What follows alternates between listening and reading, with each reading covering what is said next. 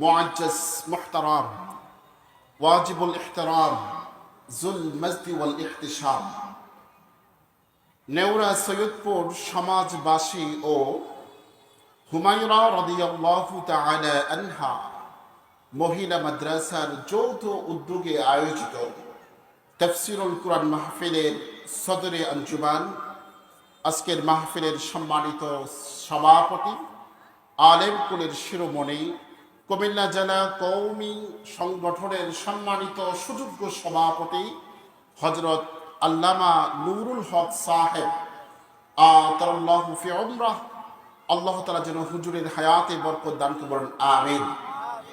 আজকের মাহফিলের প্রধান অতিথির আসন যিনি অলঙ্কৃত করবেন, হাজার হাজার যুবকের আইডল, যুবকের হৃদয়ের স্পন্দন, বিশিষ্ট ইসলামী চিন্তাবিদ, দেশবরণ্য আলেম, দেশবরণ্য তরুণ মিডিয়া ব্যক্তিত্ব জনাব আবু তোহা মুহাম্মদ আদনান হুজুর যেন সময় মতে আমাদের মাঝে তাশরিফ এনে দিগ্বিজয়ী কোরআন সুন্নাহ থেকে যেন দিক নির্দেশনামূলক কিছু কথা বলার আল্লাহ তাআলা তাকে তৌফিক দান করুন, আমিন। আরও আছেন বিভিন্ন উলামা ইকরাম, আমার পূর্বে সুন্দর আলোচনা করেছেন। হুজুর আল্লাহ হুজুরের আমলে এলেমে বরকত দান করুন, আমিন। আমাকে যে বিষয়টি দেওয়া হয়েছে বা যে বিষয়টির উপর আমি কিছু কথা বলবো, সেটি হলো যৌবনকালে যুবক যুবতীদের করণীয় সম্পর্কে। আল্লাহ তাআলা আমাদেরকে অসংখ্য নিয়ামত দিয়েছেন। আমি যে আয়াত দিয়ে শুরু করেছিলাম, আল্লাহ তাআলা বলে দিয়েছেন, সুম্মা লাতুসআলুন্না ইয়াউমাইযিন আনিন নাঈম। আল্লাহ তাআলা প্রত্যেকটি মানুষকে কিয়ামতের দিন অসংখ্য অগণিত নিয়ামত সম্পর্কে জিজ্ঞেস করবে। আমাদেরকে অসংখ্য অগণিত নিয়ামত দিয়েছেন কে? এটা জবান করে বলুন, কে? আল্লাহ তাআলা বলে দিয়েছেন, ওয়া ইন তা'উদ্দু নি'মাতাল্লাহি লা তুহসুহা। আমি আল্লাহ তোমাকে কত হাজার কোটি নিয়ামত দিয়েছি, বান্দা যদি গুনতে শুরু করো তোমার মাথার চুলগুলো গণা সম্ভব হবে, ভূপৃষ্ঠের বালুকণা গণা সম্ভব হবে। তোমাকে আমি আল্লাহ যে নিয়ামতগুলো দিয়েছি, এই নিয়ামতগুলো কখনো তুমি গণে শেষ করতে পারবে না। আল্লাহু আকবার বলেন। এই অসংখ্য অগণিত নিয়ামতের মাঝে সবচেয়ে গুরুত্বপূর্ণ যে নিয়ামত, সেটি হচ্ছে যৌবনকাল। কথা বলেন ঠিক কিনা? যৌবনকালের যৌবন থাকা এটা দূষণীয় নয়, এটা মোস্ট ইম্পর্টেন্ট একটা নিয়ামত।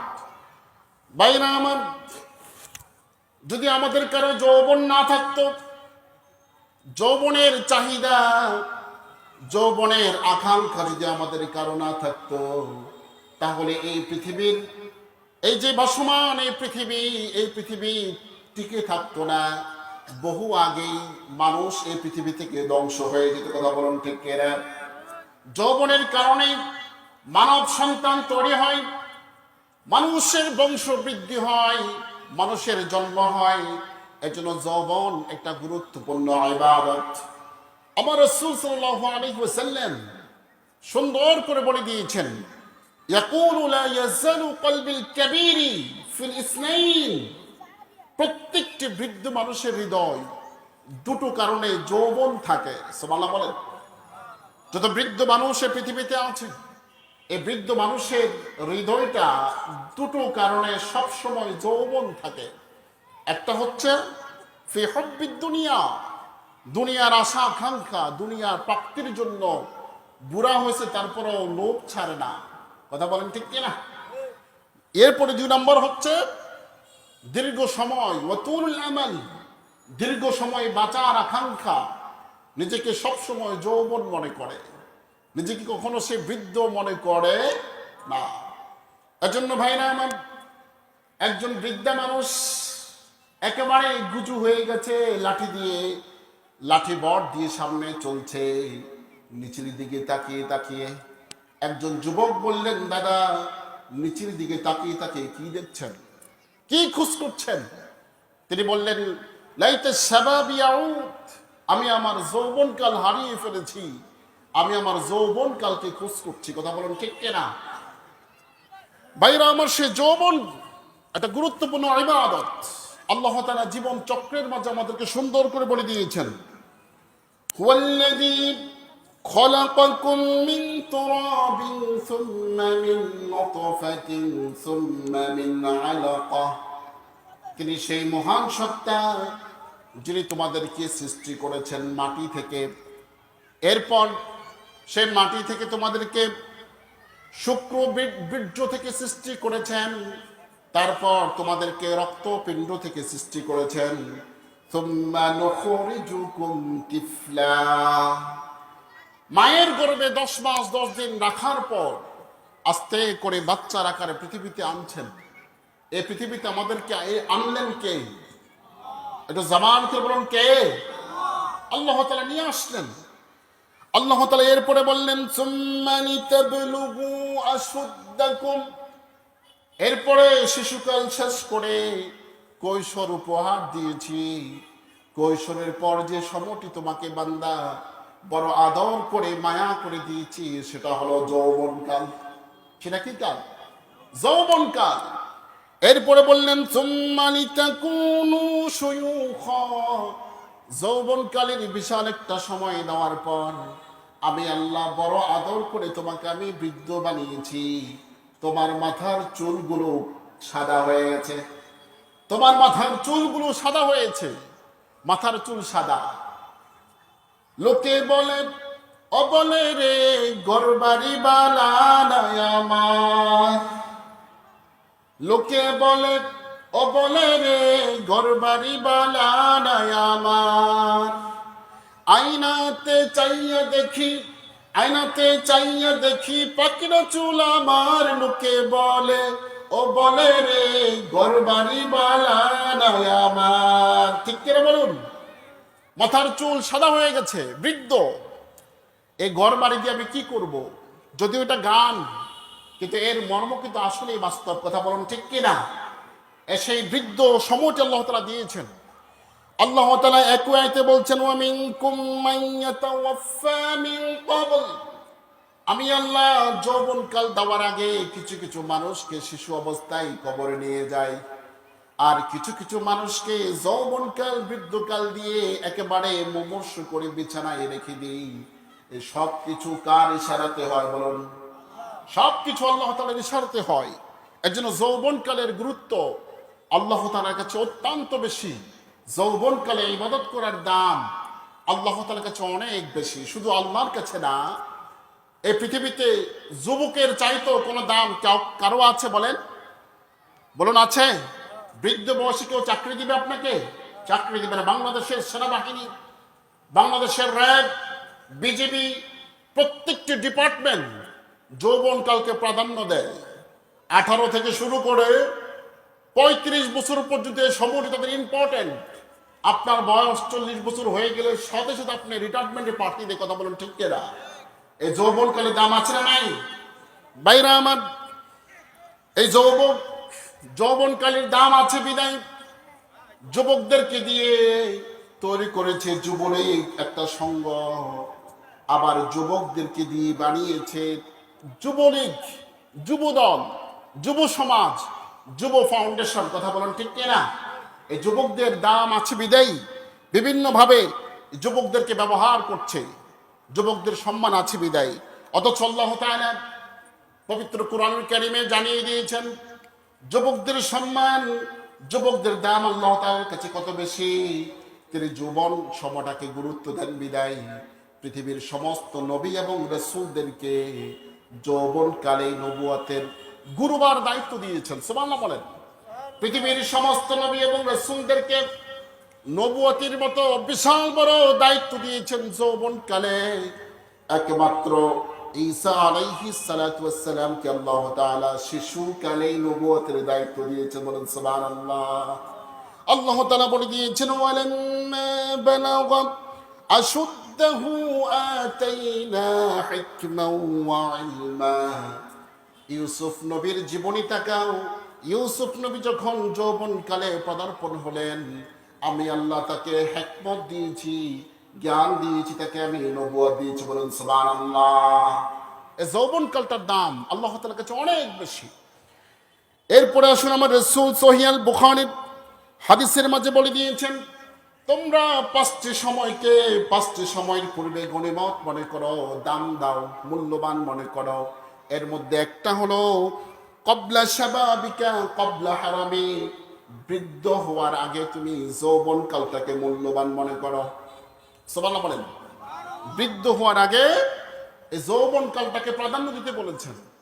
আমরা দেখেছি অনেক মানুষ যৌবনকালে নামাজ পড়ে না, মুখে দাড়ি রাখে না, হজ করে না, কয় বুড়া হয়ে এলো তারপরে ধরবো। কথা বলেন ঠিক কিনা? এই যে বুড়া বয়সে যারা নামাজ পড়তে চায়, যারা হজ করতে চায়, যারা যাকাত করতে চায়, হাদিস প্রমাণ করছে, হাদিস সাক্ষী দিচ্ছে, এই বৃদ্ধ বয়সের আমল আল্লাহর দরবারে কবুল হয় না, হয় না এবং হয় না। বলুন নাউজুবিল্লাহ। যৌবনকালটার গুরুত্ব আছে। যে ব্যক্তি যৌবনকালে, যে যুবক আর যুবতী যৌবনকালে গুনাহ করে, অন্যায় করে, অপরাধ করে, পৃথিবীর কারো কাছে যেমন বৃদ্ধ বয়সের দাম নাই, আল্লাহ তাআলার কাছেও তেমন বৃদ্ধ বয়সের দাম নাই।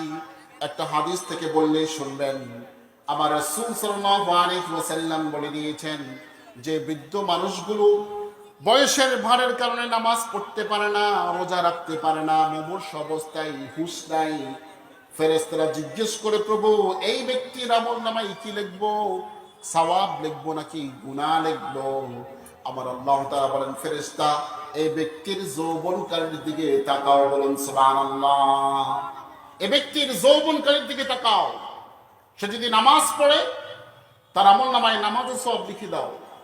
সে যদি রোজা রাখতো, তার বৃদ্ধ বয়সে রোজার সওয়াব লিখে দাও। এভাবে সে যদি আমল করতো, তার আমলগুলো লিখে দাও। আর যদি গুনাহ করে, চুরি, বদমাশি, রাহাজানি, জেনা, ব্যভিচার, যদি এই অপরাধগুলো সে করে, বৃদ্ধ বয়সে তার আমলনামায় সেই গুনাহগুলো লিখে দাও। বলে নাউজুবিল্লাহ। বাইরে আমার, বৃদ্ধ বয়সের আমল তখনই দাম হবে যখন কোনো ব্যক্তি যৌবনকালটাকে দামি বানাবে। বাইরে আমার, আল্লাহ তাআলা আমাদেরকে যে যৌবনকালটা দিয়েছেন, কাউকে যুবক বানিয়েছেন আর কাউকে যুবতী বানিয়েছেন। এই যৌবনটা আল্লাহ তাআলা, এই যৌবনটা কোনো ব্যক্তিকে জান্নাতে নিয়ে যাবে, আর এই যৌবনটা কোনো ব্যক্তিকে জাহান্নামে নিয়ে যাবে। বলেন নাউজুবিল্লাহ। তাহলে বলতেছিলাম, এই যৌবনকালের দাম আছে না নাই? সবাই তো জবান করবেন, আছে না নাই? আরশে আজিমের ছায়া তলে 7 শ্রেণীর মানুষ স্থান পাবে। আবার রাসূল বলে দিয়েছেন, সাবআতু ইউযিল্লুহুমুল্লাহু লা ইয়াযিল্লু ইল্লা যিল্লু। হাসরের ময়দানে যখন কোনো ছায়া থাকবে না, সূর্য মানুষের মাথার এক হাত উপরে চলে আসবে, সূর্যের কিরণের কারণে জমিন হয়ে যাবে তামা, প্রচন্ড গরম। সেই গরমে মানুষের শরীর থেকে ঘাম নির্গত হবে। কারো কারো হাদিসের মাঝে আসছে, কারো ঘাম হাঁটু সমান হবে, কারো ঘাম কোমর সমান হবে, কারো ঘাম গলা সমান হবে, কেউ বা ঘামের সাগরে সাঁতরাতে থাকবে। সূর্যের কিরণের কারণে ঘামগুলো টকবক করে উঠতে থাকবে। ওই যে মানুষগুলো সেই ঘামে সাঁতরাবে, মুহূর্তের মধ্যে শরীরটা বস্য হয়ে যাবে। মানুষ কাঁদতে কাঁদতে চোখের পানি শেষ করে ফেলবে। যেদিন মা সন্তানকে চিনবে না, সন্তান মাকে চিনবে না, ওই দিন একটু ছায়ার খুব প্রয়োজন হবে। সেই দিন আল্লাহ তাআলার আরশ আজিমের ছায়া ছাড়া আর কোনো ছায়া থাকবে না। ঠিক সেই মুহূর্তের সেই ছায়া তলে যারা স্থান পাবে, তারা সবাই যুবক আর যুবতী। আবার রাসূল সাল্লাল্লাহু আলাইহি ওয়াসাল্লাম বললেন, ওয়াশাবুন নাশা ফি ইবাদাতিল্লাহ। যে যুবক তার যৌবনকালে আল্লাহর ইবাদত করেছে, আল্লাহর সাথে নাফরমানি করে নাই, কোনো গুনাহের কাজ করে নাই, আল্লাহ তাআলা সেই কিয়ামতের দিন আরশ আজিমের ছায়া তলে যুবক যুবতীদেরকে স্থান দেবে। বলুন সুবহানাল্লাহ। আপনাদেরকে প্রশ্ন করতে চাই, আরশ আজিমের সেই ছায়া তলে স্থান পাওয়া দরকার আছে না নাই? একটু জবান করে বলুন, আছে না নাই? কারা কারা স্থান পেতে চান একটু হাত দেখান। নারে তাকবীর, নারে তাকবীর। আমি অনুরোধ করব যারা দূরে বসে আছেন একটু সামনে চলে আসুন, যারা দাঁড়িয়ে আছেন যুবকরা, তরুণরা। এই মাহফিল যদিও আজকে নেওরা সৈয়দপুর এই হাই স্কুল মাঠে হচ্ছে, আল্লাহর কসম এই মাঠটি এখন আর স্কুলের মাঠ নাই, এই মাঠটি জান্নাতের বাগান হয়েছে, বলুন সুবহানাল্লাহ। আমার রাসূল বলে দিয়েছেন মাজালিসুল উলামাই রাউদাতুম মিন রিয়াদিল জান্নাহ, যেই মজলিসের মাঝে উলামা ইকরামের পদচারণা হয়, কোরআন কারীমের তাফসীর হয়, আল্লাহর কসম ওই জমিনটি আর সাধারণ কোন জমিন থাকে না। এই জমিনে গরু ছাগল হাঁটাচলা করেছিল, ছোট্ট ছোট্ট বাচ্চারা হাঁটাচলা করেছিল, কিন্তু আল্লাহর কসম এই মুহূর্তের এই জমিনটি জান্নাতের বাগান হয়েছে। একটু জবান কে বল সুবহানাল্লাহ। জান্নাতের বাগানে সবাই আসতে পারে না, কেবলমাত্র আল্লাহ তাআলা যাকে পছন্দ করেন তা সেই আসতে পারে। কথা বলেন ঠিক কিনা? আমরা ইনশাআল্লাহ বুকে হাত দিয়ে বলতে পারবো এই মুহূর্তে আমরা যারা প্যান্ডেলে আসছি আমরা নিঃসন্দেহে জান্নাতি। কথা বলুন ঠিক কিনা? যদি জান্নাতি না হয় আমার রাসূলের হাদিস মিথ্যা হয়ে যাবে। আমার রাসূলের হাদিস মিথ্যা কখনো হবে? সবাই আওয়াজ করে বলুন, কখনো মিথ্যা হবে? কখনো মিথ্যা হবে না। বলতেছিলাম যুবক যুবতী সম্পর্কে আলোচনা। আল্লাহ তাআলা বলে দিয়েছেন যেই যুবক কোন যুবতীর দাওয়াত পেয়ে জেনায় লিপ্ত না হয়, ইন্নী আখাফুল্লাহ, আল্লাহকে ভয় করে যুবতী নারীর দাওয়াতকে প্রত্যাখ্যান করে আরশ আজিমের ছায়াতলে ওই যুবকটিকে স্থান করে দিবেন। সুবহানাল্লাহ বলেন। আজকে আমাদের দেশের যুবক যুবতীরা এই পয়েন্টে দুর্বল। স্বামী বিয়ে করে বউকে দেশে রেখে বিদেশ চলে গেছে, এরকম স্বামী আছে না নাই? 8-10 বছর 5 বছর খবর নাই। ওই স্ত্রীর যৌবনের তাড়নার কারণে চাস্তো ভাই, খালতো ভাই, মামাতো ভাই, ক্লাসমেট, অমুক দোকানের মোড়ের রফিক মিয়া, আব্বাস মিয়া, হামিদ আলী, খুকন, কুদ্দুস, বিভিন্ন জনের সাথে সম্পর্ক হয়, হয় কিনা বলেন? বাস মিয়া বেটি রাজি, ক্যা কারেঙ্গা কাজী। আমি তুমি রাজি থাকলে আর তো কোনো সমস্যা নাই, পার্কের অভাব নাই, হোটেলের অভাব নাই, বিভিন্ন সুযোগ আছে না নাই? এই যে সমস্যাটা যাকে বলা হয় পরকীয়া, আজকে প্রত্যেকটি সমাজে পরকীয়া কম না বেশি?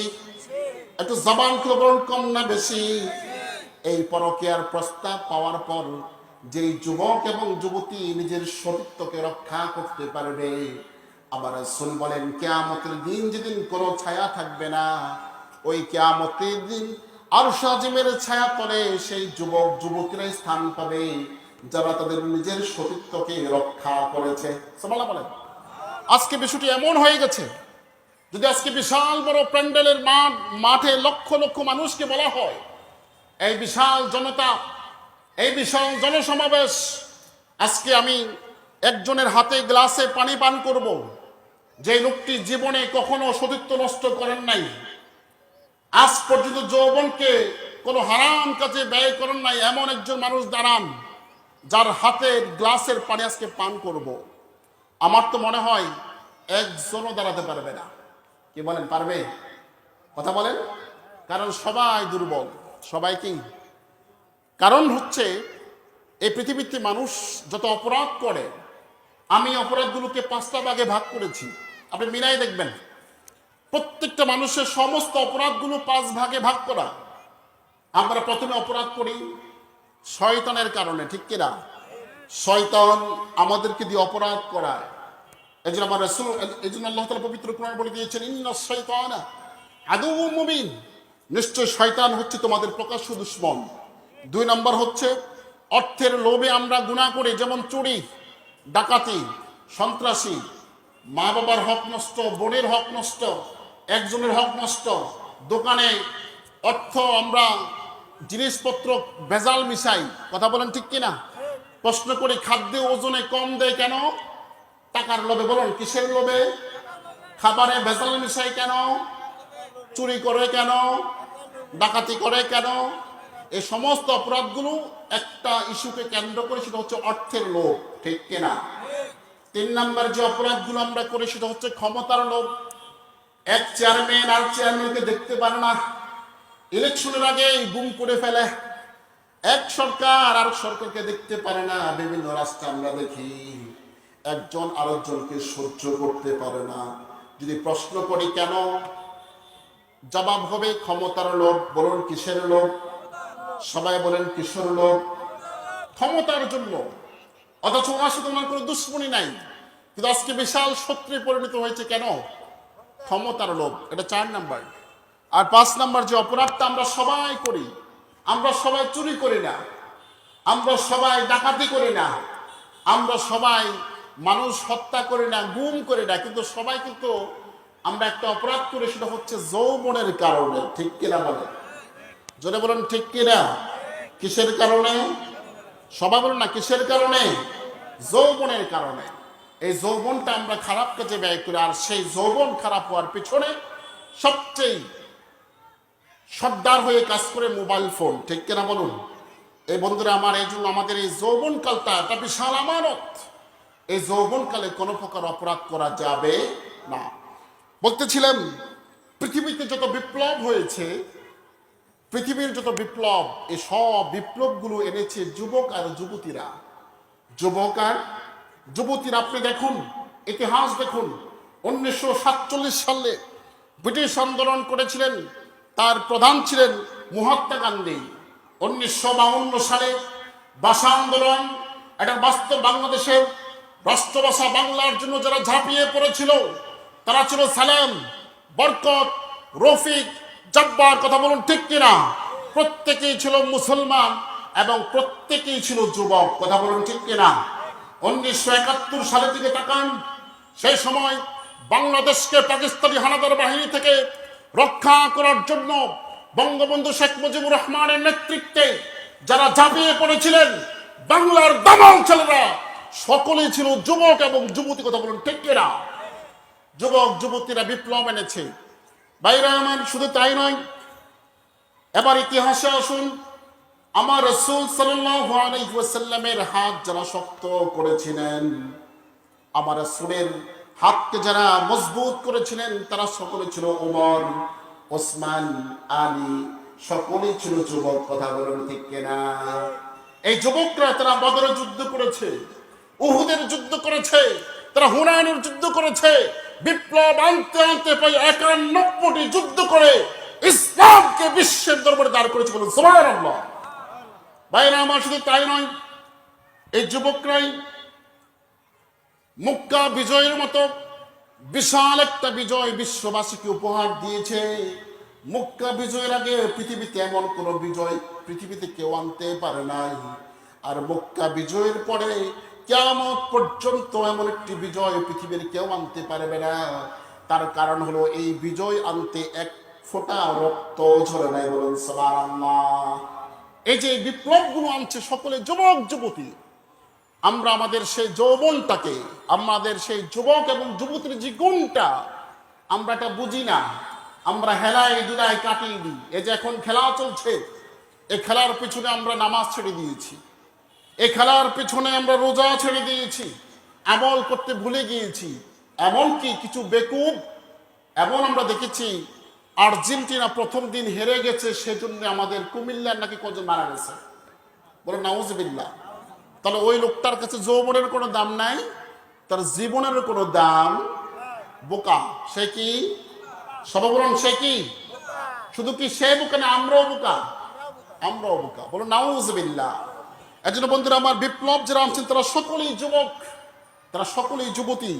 বন্ধুরা আমার, এখন যে কথাগুলো আমরা বলবো একটু একটু করে, এই যৌবনকালে আমাদের উচিত হবে অন্যায়কে বাধা দেওয়া। যৌবনকালে আমাদের সবচেয়ে বেশি অপরাধগুলো আমরা করি, সেটা হচ্ছে প্রথমে পরকীয়া। আমরা অনেকেই সমাজের গোপনে গোপনে তলে তলে বহু পরকীয়া হয়। হয় কি হয় না? সবাই বলেন হয় কি হয় না? আজকে আমাদের সমাজের প্রত্যেকটা বিবাহ একটা পরকীয়ার আক্রা হয়েছে।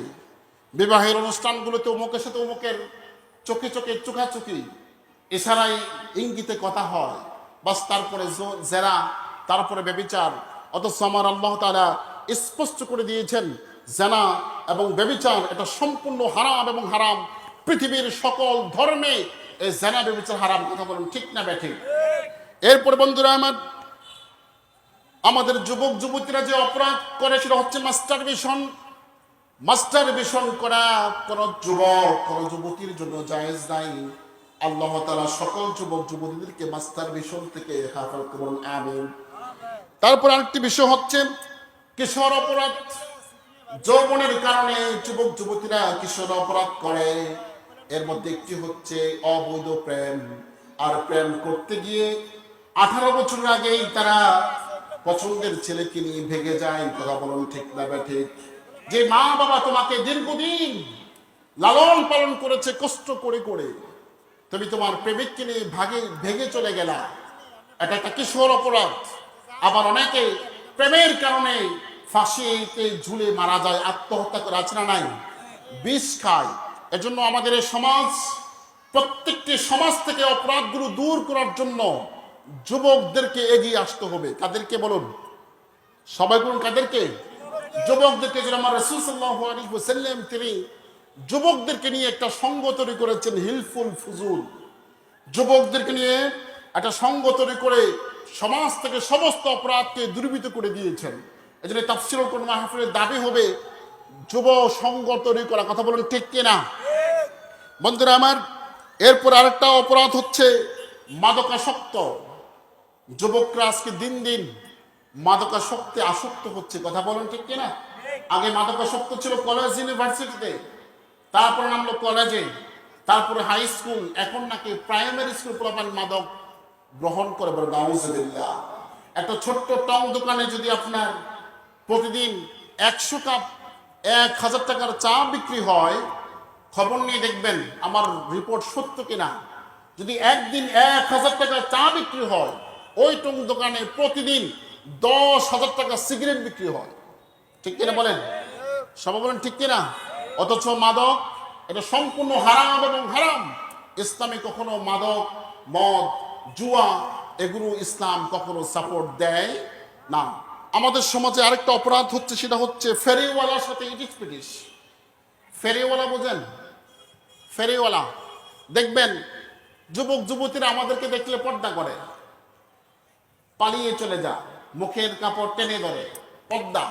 খুব আমলি মানুষ, নেককার মেয়ে। কিন্তু যখন ফেরিওয়ালা আসে, আমাদের সমাজে অনেক ফেরিওয়ালা, মাছওয়ালা, তরকারিওয়ালা, ও যে বলতেছে তরকারিওয়ালা, তারপরে আপনার 5 টাকার হরেক মাল, 20 টাকার হরেক মাল, আছে না নাই? এই লোকটা যুবক কিনা বলেন? নারীর প্রতি তার আকর্ষণ আছে না নাই? সর্বত আছে না নাই?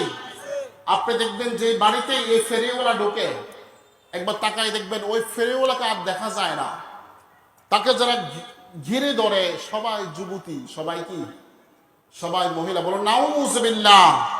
একটু জবান দেব, নাউজুবিল্লাহ। এই যুবকরা, তোমরা কি চাও তোমার বাড়িতে এভাবে বাহিরে একজন বেগানা পুরুষ ঢুকুক আর তোমার ঘরের মেয়েরা জেনায় লিপ্ত হোক? তুমি কি চাও? এজন্য আমাদের উচিত আইন করা দরকার, প্রত্যেকটি বাড়িতে এই আইনটি করা দরকার। কোন ফেরিওয়ালাকে আমরা এলাও করব, সকল এলাও করব। এই আইনটি করা যাবে ইনশাআল্লাহ। কথা বলেন ইনশাআল্লাহ করা যাবে ইনশাআল্লাহ। কারা কারা করতে চাই হাত দেখান তো। নারে তাকবীর, নারে তাকবীর। আল্লাহ যেন আমাদের সকলকে আল্লাহর ইবাদত করা তৌফিক দান করুন, আমিন। একজন যুবক যদি কোনো নারীর দিকে তাকায়, আমার রাসূল বলছেন বিষাক্ত কি তার পেটে নিক্ষিপ্ত হয়। কথা বলেন ঠিক কিনা? আমার রাসূল হাদিসে বলে দিয়েছেন, কোন যুবক যখন কোন বেগানা নারীর দিকে তাকায়, পেটের দিকে দৃষ্টি দেয়, বিভিন্ন অঙ্গের দিকে দৃষ্টি দেয়, আল্লাহর কসম ওই পেটটা আর পেট থাকে না, ওই পেটটা শয়তানের কারখানা হয়ে যায়। বলো নাউজুবিল্লাহ। এই জন্য আমাদের মা বোনদেরকে হেফাজত করতে হবে। অনেকের মেয়েরা জিন্সের প্যান্ট পরে, গেঞ্জি পরে, টি শার্ট পরে, ওন্না বুকে রাখে না। বলো নাউজুবিল্লাহ। আমার রাসূল বলে দিয়েছেন, মান তাশাব্বাহা বিকাউমিন ফাহুয়া মিনহুম। যেই জাতি যে জাতির অনুসরণ করে, আল্লাহর কসম ওই জাতি ও জাতির অন্তর্ভুক্ত হয়ে যায়। ইসলাম কখনো নিজের সন্তানদেরকে এই ধরনের পোশাক পরতে অনুমতি দেয়।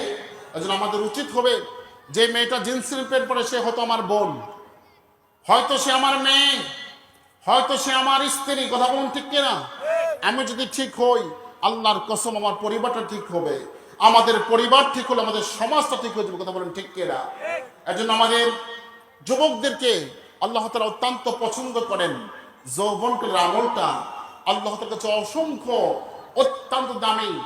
বন্ধুরা আমার, একজন যুবক যখন রাস্তা দিয়ে হাঁটে, যুবকের পায়ের শক্তির কারণে রাস্তা থরথর করে কাঁপে।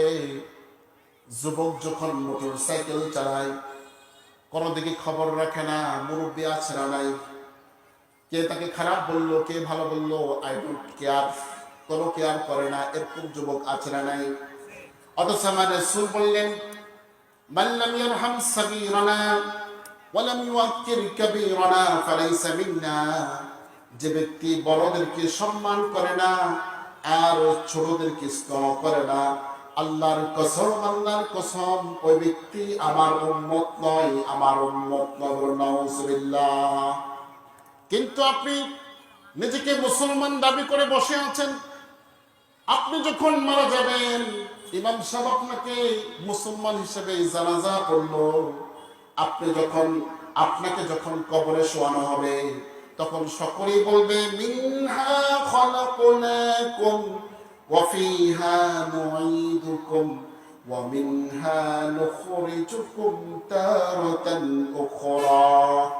আপনাকে যখন কবরে শোয়ানো হবে, তখনই সবাই বলবে, বিসমিল্লাহি ওয়া আলা মিল্লাতি রাসূলিল্লাহ। বলবে কি বলবে না? বলবে যে আল্লাহ, এই বান্দাকে আপনার রাসূলের উপর তুলে দিলাম। কিন্তু আপনি সারা জীবন রাসূলের কোনো আমল করেন নাই, আপনার ভিতর কোনো সুন্নাহ ছিল না। আপনি একজন যুবক, আমার রাসূল যুবক ছিলেন কিনা বলেন? সবাই বলেন যুবক ছিল কিনা? আমার রাসূল যুবক ছিলেন। আমার রাসূলের যৌবনের চাহিদা ছিল। তিনি 11টি বিবাহ করেছেন, তার সন্তান হয়েছে কিনা বলেন? আমার রাসূলের রাষ্ট্র ছিল, তিনি রাষ্ট্রপ্রধান হলেন, তার সব কিছু ছিল, কিন্তু একটা জিনিস ছিল না। সেটা কি? সবাই বলেন কি? একটু ব্রেন খাটান তো। আমার রাসূলের সব ছিল, কিন্তু একটা জিনিস ছিল না। সেটা কি? জি হ্যাঁ, গুনাহ। মাশাআল্লাহ বলেন, মাশাআল্লাহ। কি আমার রাসূলের সব ছিল কিনা বলেন? কিন্তু কোনো গুনাহ ছিল? সবাই বলেন গুনাহ ছিল? সবাই বলেন গুনাহ ছিল? আমার রাসূলের জীবনটি আজকে যদি আমরা এই একটা মেসেজ যদি দিতে পারি, আমার যৌবন আছে, আমার মোবাইল আছে, মা বাবা আছে, আমার যৌবনের চাহিদা সব আছে, কিন্তু আমার গুনাহ থাকবে না। কি থাকবে না? সবাই বলেন কি থাকবে না? যদি এই গুনাহ যদি আমার না থাকে, আমি কি জান্নাতি কিনা বলেন? ইনশাআল্লাহ গুনাহ মুক্ত জীবন গঠন করতে কে কে রাজি আছে? একটু হাত দেখান। নারে তাকবীর, নারে তাকবীর। আজকে